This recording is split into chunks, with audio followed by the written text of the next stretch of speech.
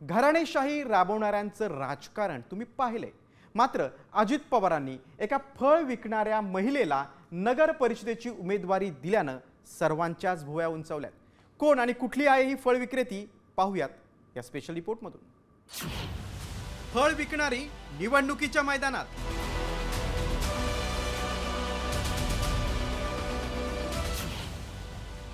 लोणावळ्यातील भाजीवाली होणार नगरसेवक।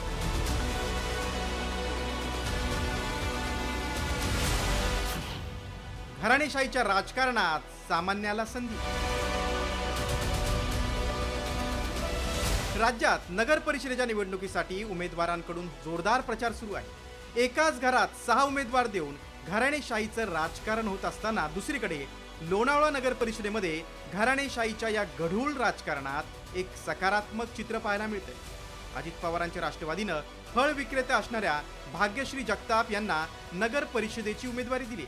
त्यामुळे सकाळी फळ विक्री आणि संध्याकाळी निवडणुकीचा प्रचार असा भाग्यश्री यांचा दिनक्रम झालाय। मतदारांच्या समस्या सोडवण्याचं व्हिजनही त्यांनी हाती घेतलंय। दादा पवार गटातून मला तिकीट भेटलेलं आहे। सुनील अण्णा शेळके या माध्यमातून मला राष्ट्रवादीचे तिकीट जाहीर झालेले आहे।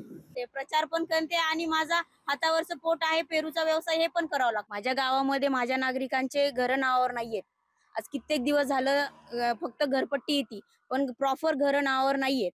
ते मला अगोदर ते काम करायचं। राजकारणाच्या बाजारात उमेदवारांना तिकीट मिळवण्यापासून ते मतं मिळवण्यापर्यंत अनेक आव्हानांना सामोरं जावं लागतं। मात्र सामान्य भाजीवाल्या भाग्यश्री जगतापांवर पक्षानं विश्वास दाखवला असला तरी मतदार त्यांना जनसेवेची संधी देणार का याबाबत उत्सुकता आहे। दिलीप कांबळे, साम टीव्ही न्यूज, लोणावळा।